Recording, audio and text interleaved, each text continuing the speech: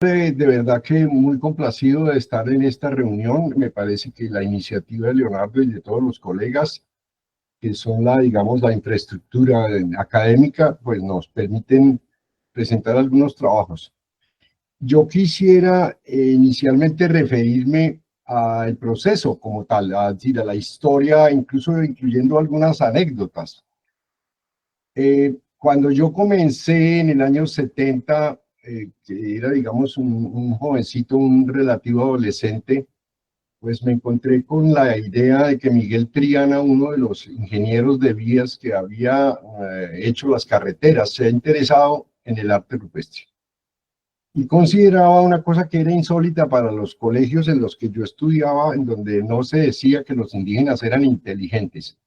Así que Miguel Triana abrió una cantidad de posibilidades. Sin embargo, cuando nosotros fuimos a mirar los sitios de arte rupestre que Miguel Triana había registrado, nos dimos cuenta que habían serias deficiencias en el registro. Y empezamos a preocuparnos por dos cosas que luego se convierten en parte de la reflexión sobre la historia de la investigación y sobre los pioneros. La primera es por qué este país nunca había registrado el arte rupestre. Había una referencia perdida, escondida de la Comisión Coreográfica, en donde ellos habían hecho obras de arte, es decir, acuarelas sobre las pinturas y los grabados, pero el proyecto de ellos era un proyecto de orden político muy interesante, porque digamos, la propuesta de la Comisión Coreográfica era mostrar sitios que, por supuesto, no hubieran podido destruir los españoles. Esa era la idea. ¿Qué había sobrevivido de lo que quedó de los indígenas y qué no se había, digamos, olvidado? Y entonces, una buena parte de las acuarelas registran un número pequeño de presencia de pinturas, y con la tradición de la Comisión Coreográfica y la expedición botánica, pues el acento era en las plantas, ¿no? Es decir, en el espacio geográfico y las plantas, que es lo que las acuarelas resaltan. Cuando estudiamos el trabajo de Miguel Triana, encontramos un álbum pequeño que se llama El Jeroglífico Chibcha. Y en ese álbum pequeño, el Jeroglífico Chibcha, pues pudimos darnos cuenta al ir a visitar los sitios originales, que pinturas estaban mal documentadas, había geometrizaciones exageradas, había toda clase digamos, de desaciertos, que, digamos, el pintor, el ejecutante no había tomado un curso de dibujo, ni el más mínimo, y entonces la descripción era muy, digamos, precaria. Así que nos pusimos en la tarea de entender por qué se daban ese tipo de olvidos, ¿no? No. Yo recuerdo siempre con cierto entusiasmo el título de la obra de García Márquez sobre 100 años de soledad, pero yo agregaría no solo la soledad, sino también el olvido. Así que nos pusimos a buscar toda clase de elementos que pudieran explicar la historia y la construcción de los objetos de estudio. Y sobre todo, qué elementos se fueron enfatizando y qué reiteraciones se fueron dando. Y me pongo en la tarea de ir a Europa a estudiar la historia de la investigación europea, porque hay que hacer aclaraciones que son pertinentes, ¿no? El objeto de estudio, que se llama el arte rupestre, es el resultado de distintas aproximaciones, y todas ellas, en distintos momentos de la historia de la construcción del objeto, han hecho acentos de diverso orden, han enfatizado cierto tipo de aspectos, han desechado otros, etcétera. No es posible hacerlo sin entender que la arqueología científica como tal se inicia en el Instituto de Paleontología Humana en París, y allí mismo ellos son igualmente, como muchos de nosotros, sorprendidos por la presencia de estas manifestaciones sobre las cuales todavía existen discusiones, disputas, y no hay una absoluta decisión sobre la tendencia o el proceso en el que se está trabajando, ni mucho menos definiciones definitivas. Aquí estamos frente a los materiales que normalmente los europeos muestran. Este es un trabajo que me facilitó Patrick Payet del Museo del Hombre en París, Y me dijo, úselo, Guillermo, porque pues no hay problema, vale la pena que usted muestre. Aquí tenemos pues desde las cuevas hasta cielo abierto y el arte mobiliario. Esta es la de cielo abierto que corresponde pues a Foscoa, Ciega Verde, que son las últimas, digamos, los últimos descubrimientos de los portugueses, en los cuales tuvimos ocasión de trabajar porque vivíamos allí en Portugal y teníamos un interés expreso por Foscoa. Estos son los objetos, a veces en volumen, y representaciones que han sido objeto de toda clase de interpretaciones, etc.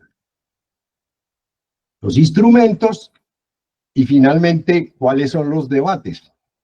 El primer debate que se abre es un debate en donde Marcelino Sanz actuó en la zona esa de Santillana, y en la zona norte de España, en la zona, digamos, atlántica, encuentra la cueva de Altamira. Obviamente tenía como 4 o 5 situaciones que no le permitían que su divulgación pudiera ser aceptada. El primero era español, segundo era noble, tercero era católico. Por lo tanto, los europeos consideraron que lo que él había propuesto como antiguo era una trampa, y durante muchos años quedó en el cuarto del San Alejo o en la basura lo que él había publicado, entre otras un excelente informe que ustedes pueden buscar en la Fundación Santillana sobre sus investigaciones. Y él, claro, además de las pinturas que están acá, también muestra otros salones en donde hay otros objetos que no son animales, sino figuras que llamaban ellos tectiformes. Algunas de ellas se consideraban que eran construcciones de casas antiguas del Paleolítico, etc. En la parte inferior ustedes pueden encontrar, digamos, la elegancia ya, la diferencia entre lo primero de Marcelino, que es un provinciano, y lo otro, la elegancia francesa, del príncipe de Mónaco y todos los asistentes y auxiliares que luego van a constituir los investigadores tanto de Francia como de España, es decir, que Capitán, Breuil, Obermayr, con el propósito, atención, porque aquí se inicia la conceptualización del asunto. Los encargaron de presentar una propuesta que objetara lo que se decía del arte rupestre y crear con mucho dinero, fondos que incluso todavía se observan en los edificios y en las instalaciones que regaló el Principado de Mónaco, para que se hiciera una arqueología científica. Es decir, el modo que pensaron los geólogos y los paleontólogos y el dibujante que era Breuil, era salirle al paso a toda la profusión. No sé si ustedes saben la cantidad de personas que se manifestaron, que expresaron ideas distintas sobre la cueva de Altamira, pues fue de un número tal que finalmente la definición la quiso dar con una cierta fuerza financiera el Principado de Mónaco, y entonces en la parte de abajo encontramos allí a los ya adultos al frente de una especie de barbecue en donde están, sí, con mucha financiación, trabajaron durante muchos años. ¿Cuál es lo sustantivo de todo esto? Pues lo sustantivo de todo esto es que Henry Breuil trabajó desde 1909 hasta 1967 con todos los fondos posibles que yo no pienso que humanamente nadie tenga en América para hacer investigaciones.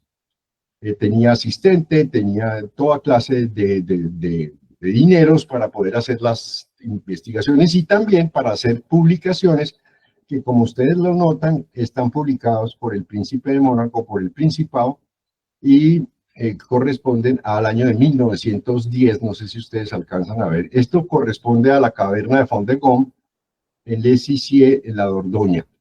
Bueno, pues ahí están todos los que ya acabo de citar, Capitán Breuil y Pieroni, algunos de ellos interesados en la historia, fíjense ustedes, del desarrollo evolutivo de la fauna, otros interesados en la geología, en los comportamientos de los estratos y los sedimentos y las posibles antigüedades, y Breuil era el dibujante. Poco a poco, Henry Breuil se convierte en el teórico de la explicación, y como teórico de la explicación utiliza los siguientes elementos que son importantísimos para la discusión contemporánea porque se siguen repitiendo. En primer lugar, los hombres del periodo paleolítico eran tan primitivos que no tenían conciencia, no había un pensamiento racional, así que lo máximo que podían tener era una cierta percepción casi fotográfica, y por eso las pinturas, piensen ustedes, por ejemplo, que esta pintura que está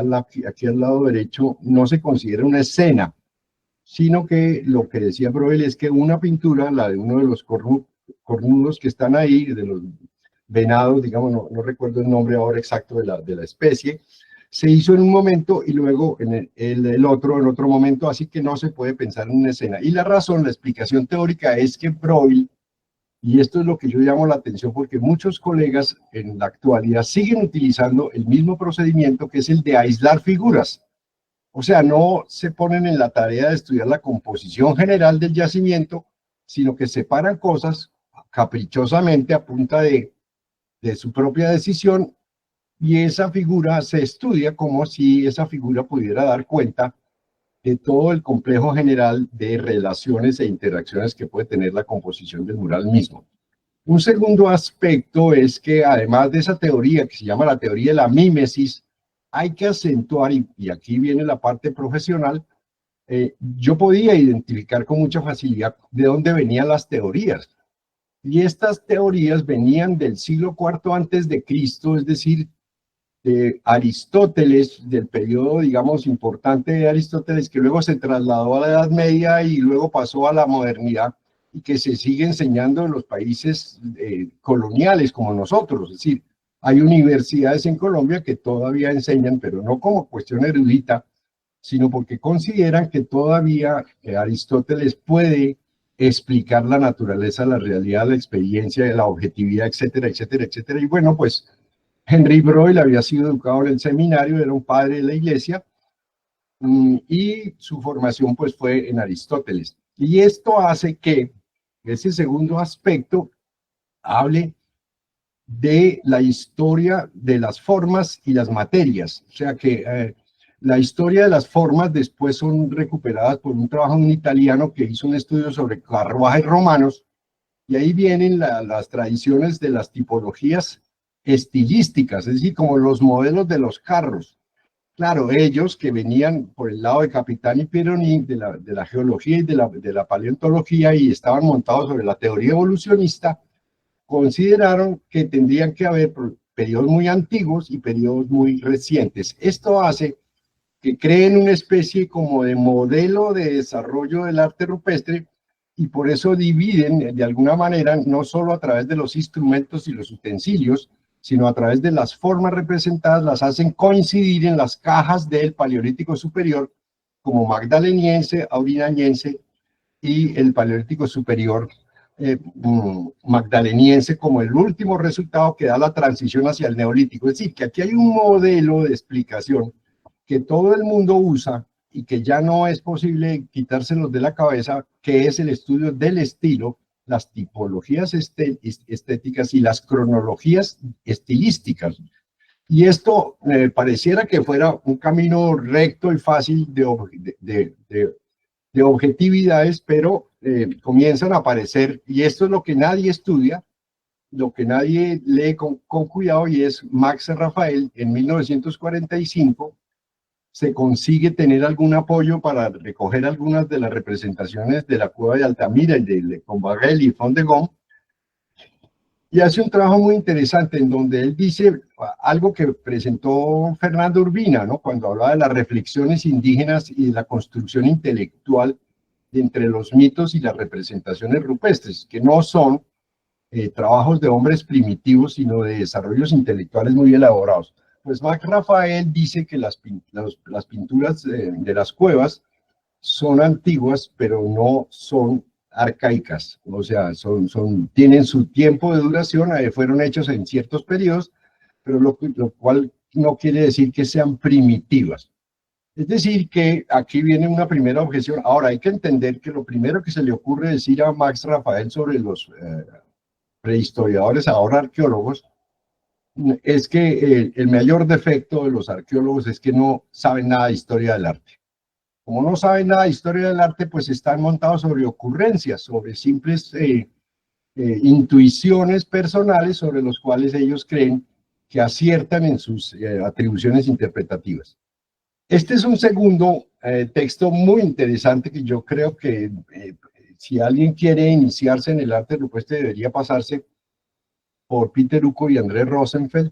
Es una publicación, si se quiere, perversa, que intencionalmente fue publicada como en 5 idiomas. Esta es la versión francesa. Yo tengo en castellano, hay en italiano, hay en toda clase, como en unos 6 idiomas, si no estoy mal, fue traducida, con el propósito de hacerle la discusión a Breuil y demostrar que, como dice Peter Uco, que pueden haber más de 100 razones por las cuales los hombres se desplazaban de ciertas zonas a las cavernas y hacían las pinturas. Luego dice cosas muy interesantes, ¿no? El arte naturalista del que habla la arqueología prehistórica y paleolítica, dice que son animales representados y uno dice, no, pues sí, de alguna manera, claro, pero no hay piso, no hay pajaritos, no hay árboles, es decir, que no son estrictamente la naturaleza, sino que son elaboraciones intelectuales muy particulares. Yo solicitaría a los colegas que están iniciándose y algunos que no han leído estos materiales que se pasaran por Peter Uco y André Rosenfeld. Claro que es una bibliografía muy antigua, pero lo que a mí me llama más la atención es que a pesar de ser antigua, es creo la más sofisticada, la más fundamentada, y sobre la cual nosotros no consideramos pertinente ni hacer tipologías estéticas, por lo que ya dije con respecto a Breuil, ni entrar en una formulación que simplemente lo primero que se nos ocurriera lo íbamos diciendo, y esto es porque Peter Uco, como lo estoy haciendo yo aquí y ahora, considera que es muy importante la historia de los argumentos y la historia del arte rupestre como disciplina que se fue construyendo a partir de lo que cada uno de los investigadores iba diciendo, y nosotros ahora, sin preocuparnos por lo que dijeron, repetimos mucha cosa, usamos muchas de las categorías y las formulaciones, y simplemente nos sentimos cómodos, metidos como en un club de amigos en donde todos respondemos como con cierta coherencia, ¿no? Como casi una cuestión de corte, del protocolo de la diplomacia de los reyes. Este es otro personaje que yo llamaría la atención porque él detecta un aspecto que es muy interesante, porque nos lleva a nosotros a un cierto espacio en América. Arnold Hauser, que no es propiamente un prehistoriador ni un arqueólogo, y que es un sociólogo del arte, hace un capítulo apresurado porque se lo exigen, que es este que está en el primer capítulo de la prehistoria, en la historia social de la literatura del arte, y él establece una cosa muy interesante. Él dice, a mí me llama mucho la atención que la gente más conservadora, la gente más autoritaria, la gente más, digamos, atrasada intelectualmente, considera que el arte rupestre es geométrico el más antiguo, como especie de artesanía, y que luego cuando se refina el arte rupestre comienza el naturalismo, que es más sofisticado, más detallado, más el resultado de haber visto, etc.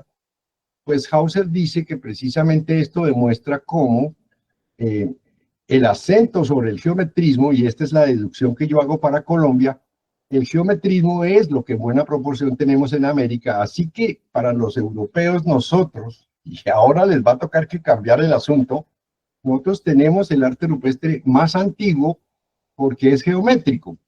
Y esto sí que es, digamos, una reflexión incompleta y mucho más, muy mal fundamentada.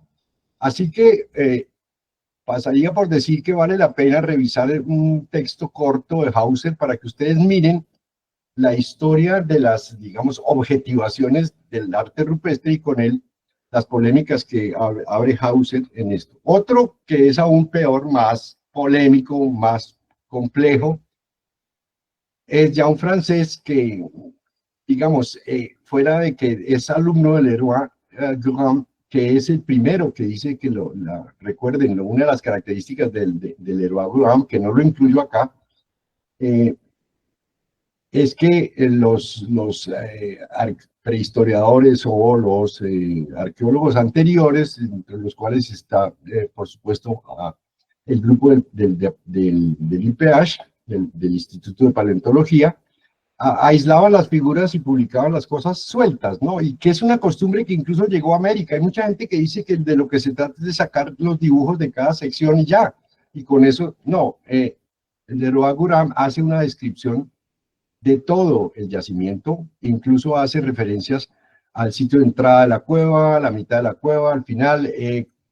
Dentro de toda esa tipología estilística quedó enredado y terminó utilizando a Freud para hablar de que había zonas que mostraban que ciertos animales tenían algo así como tótem y tabú, eran masculinos y femeninos, y bueno, esa dinámica tan sofisticada y tan alambicada de lo Abraham nunca entró en cintura, y después vinieron toda clase de objeciones sobre sus interpretaciones y sobre el sistema de estudio, pero la parte de reconstrucción de los yacimientos es lo único que fue aceptado como un logro frente a las anteriores tradiciones. Michel Blanchet es un personaje que resulta, primero es más o menos como un renegado de los franceses, no le toca pagar para entrar a las cuevas, porque está, si no estoy mal, en la zona noroccidental de Francia, en Bordeaux, y él dice, mire, yo no creo que se pueda estudiar. Primero, el primer problema que tiene la arqueología es que ellos consideran sensato hablar de la adaptación, de que todos los homínidos empezaron a cumplir con labores de adaptación al medio y a los recursos y tal, y se montan descripciones que corresponden al desarrollo de la biología, fundamentalmente, y de los apoyos de la geología y la paleontología. Sin embargo, dice él, de todos los datos que se tienen a nivel internacional, lo característico de todos los homínidos, inclusive hasta los hombres que pertenecen a la Europa del Paleolítico, yo lo que sospecho es que ahí esto no es una teoría, son las evidencias arqueológicas que los humanos en general tienen un interés explícito y expreso por lo simétrico. Es decir, coleccionan esferas, hacen bifaces que no tienen utilidad ninguna, les encanta la forma, se permanecen con este tipo de objetos en una cierta exaltación de la forma, es decir, hay un nivel estético muy interesante. Entonces Michel Blanchet comienza a ser un disidente de la arqueología francesa, y por eso yo sugiero que vale la pena que lo lean y lo consigan. Y finalmente, este es un regreso al estudio del arte rupestre desde el punto de vista del instituto, aquí con las nuevas tecnologías. Y sin embargo, pues nosotros como miembros de esta organización de IFRAO tenemos unas perspectivas un poco distintas a Robert Bednarik, que sigue siendo uno de los investigadores más importantes de Australia y que ha permitido desarrollar la federación y todos los equipos a nivel internacional. Pero este es un regreso, digamos, a los modelos de las ya conocidas teorías del desarrollo científico, que es un poco lo que hemos visto en estos días con la arqueometría y con toda la fotogrametría y todos los estudios de laboratorio, que es una parte importante, pero que corresponde a uno de los capítulos de investigación que tiene muchas dificultades para referirse al sentido y a la función que más corresponden a lo que acaba de decir Fernando Urbina sobre la reflexión y el lenguaje intelectual de los indígenas y la construcción de los mitos. En Colombia estos son los pioneros. No me voy a detener porque ustedes van a tener después la posibilidad. Nosotros estamos al final, desde 1970 hasta hoy. Y la gente que estuvo ahí, esto es lo que conté ahora sobre la comisión coreográfica, que hacían obras de arte sobre las pinturas indígenas. Estas son unas curiosidades que encontramos de la comisión coreográfica, que es un material que está en el Museo de Berlín. Estas son otras de las pinturas ya no de muy buena calidad, ya el pintor perdió el ejercicio de su buen uso y sencillamente la reproduce. Esta es una aún mejor, pero fíjense ustedes que le gasta más tiempo al árbol que a la pintura, y cuando uno va a ver el original ni siquiera es parecido. Las crónicas fueron las que originaron el desarrollo sobre lo que sabemos de Colombia, y con ellas quedamos. Yo recuerdo que muchos años yo utilicé, como lo hacía Fernando ahora, el dato de Bochica para explicar las pinturas rupestres del altiplano. Cuando después de 1970 la arqueología general con Gonzalo Correal y Van der Hamen hicieron las primeras excavaciones, ya no era tan fácil utilizar las gráficas ni las formas de pensar de las descripciones interpretativas de los cronistas para explicar el arte rupestre. Estos son nuestros personajes colombianos. Jorge Isaacs, que tuvo toda una vida terrible porque el Partido Conservador lo sacó del territorio y finalmente terminó como buen rupestrólogo vendiendo guarapo y velas en el pueblo de Ibagué. Y este es Miguel Triana, el que les hablaba. Este es el libro. Estos son sus mapas, que son muy preliminares. Pero fíjense que Miguel Triana fue el primero que creó ese margen rojo que hace pensar que este es el país de los chipchas y los demás son otros. Y eso ha generado toda clase de dificultades porque la gente con la historia de la investigación cree que nadie puede simplemente asegurar algo por analogía o por ocurrencia. Todo el mundo supone que está muy fundamentado y ahora sabemos que las relaciones entre todos estos grupos debieron ser muy altas y que estos límites son realmente bastante, digamos, insensatos. Esto es Wenceslao Cabrera Ortiz y este es un español que vino a recoger bibliografía y hizo un libro y este es un trabajo de unos petrolíferos. Pero bueno, entremos en la lindosa. Lo primero que uno nota en la historia de las reflexiones es que los europeos y en general todos los arqueólogos tienen muchos problemas de encontrar dos cosas que no son compatibles dentro de la historia de la investigación europea: los animales y las figuras que llaman ellos geométricas o abstractas o tectiformes. O sea, aquí está todo puesto en el mismo lugar. Ahora, muchas personas podrán imaginar que son superposiciones, que son, digamos, trabajos hechos en... No, a mí no me lo parece. Me parece que esto es lo que piensan los indígenas. Y en relación a estas que llaman figuras geométricas o figuras abstractas, yo tengo la sensación, sobre todo cierto tipo de cosas alambicadas, muy elaboradas, que son lo que los indígenas pensaban que era el criterio de la objetividad. Es decir, en esas figuras sintéticas es donde está lo que van los campesinos indígenas a visitar cuando se les olvida cómo es que fue el origen de la realidad. Entonces vienen a visitar nuevamente estos murales y aquí está el modo de reconstruir el antiguo recuerdo y volverlo a actualizar. Esas manchas rojas que están al final, decíamos hace un momento que podrían ser visuales para llegar al sitio con facilidad. Algunos pueden ser manejos iconoclastas, no sabemos todavía, eso está todavía por saberse, pero volvamos al punto: los animales y las figuras geométricas al tiempo. Esto lo escribí yo en un artículo para la Universidad Distrital, explíqueme usted, señor europeo, por qué aparecen figuras de animales al lado de figuras abstractas, si se supone, según sus teorías, ya estabilizadas y siguen siendo divulgadas, de que unas pertenecen al Paleolítico y otras al Neolítico, es decir, como a lo Broel. Entonces, entiéndanme, cuando yo me refiero a Broel y hablo de que fue formado en Aristóteles, yo cuando tenía 20 años imaginé que Broel no podía ya usar a Aristóteles y que lo que sería sensato dentro de un académico científico que hace divulgación es que por lo menos fuera después de Descartes. No, nunca la arqueología entró al movimiento del pensamiento ilustrado desde el siglo XIX y XX, y solo hace unos 40, 50 años tenemos, no sé, algunas intenciones de entender el asunto. Este es, bueno, el mapa que ya mostró Judith. No vamos, esto fue lo que se investigó. Aquí en esta área quiero mostrarles que hay aquí unas cúpulas, unos cazoletas, como dicen los españoles, que no están en ningún registro de los investigadores conocidos. Está considerada por nosotros y estudiada relativamente.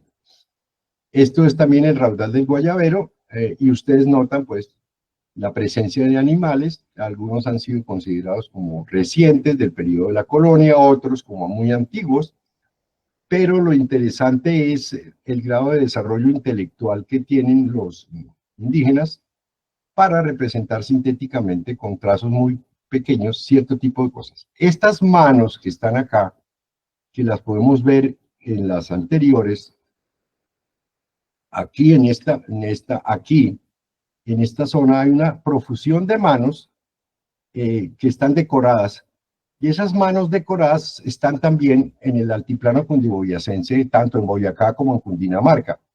A la pregunta de que si hay algún vínculo, alguna relación, alguna visita de ciertas etnias que interesadas en poner sus estructuras culturales aquí en la zona de la Lindosa, pudieran, digamos, es una manera todavía inicial de presentar la fórmula porque no tenemos evidencias más que la forma, pero lo que sí sabemos es que no es fácil imitar las mismas estructuras como están aquí en esta versión. Esto ya es el raudal del Guayabero, que tiene una historia muy antigua.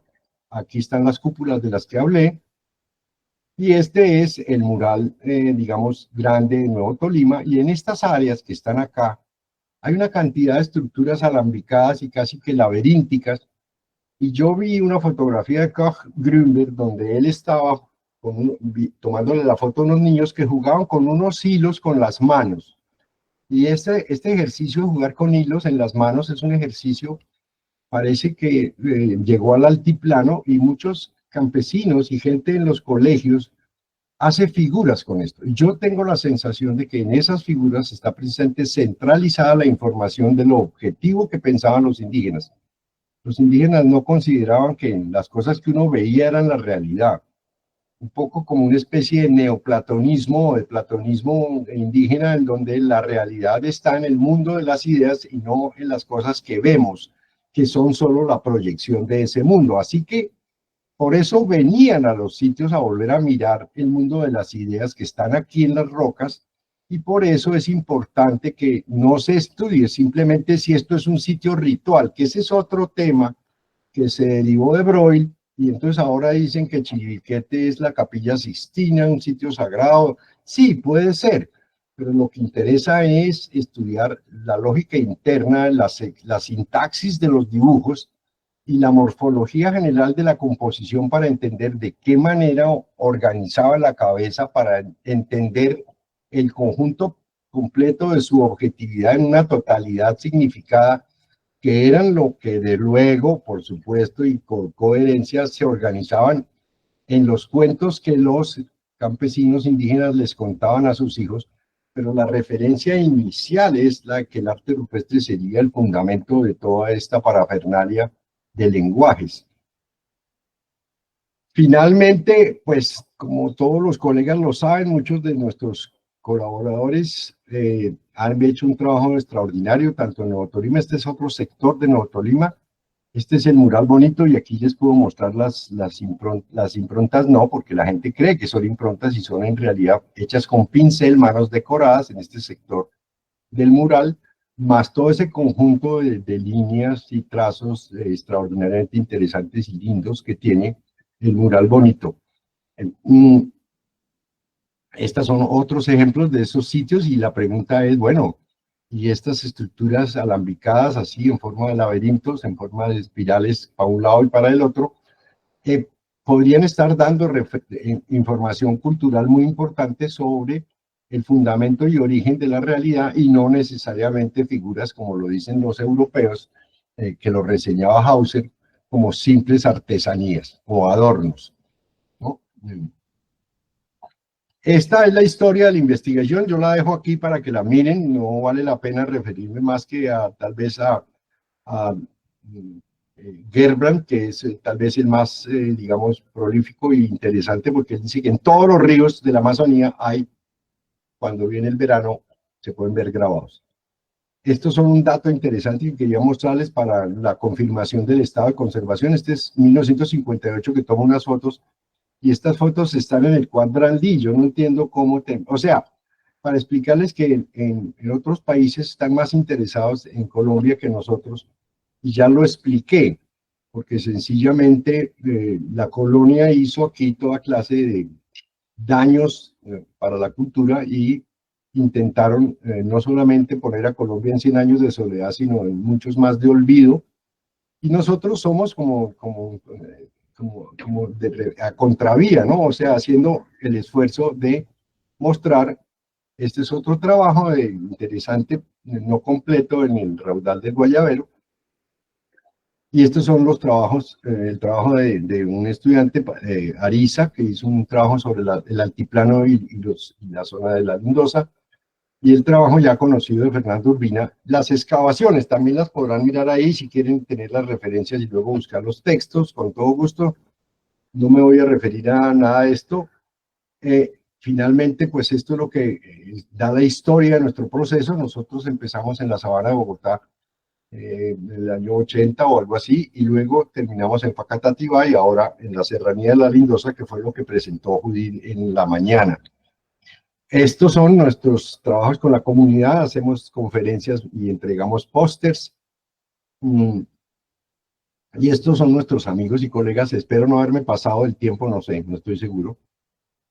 Aquí tenemos el grupo de los geólogos, el grupo de los colaboradores de la zona, la dirección general. Esta organización de lo de la Lindosa fue dirigido por Judith Trujillo, y los colaboradores, dentro de los cuales estoy yo, entre arqueología y arte rupestre. Estas son las instituciones con las que estamos trabajando: la Universidad Nacional de Colombia, los Andes, el CDT, el Instituto Colombiano de Antropología, San José del Guaviare de la Gobernación.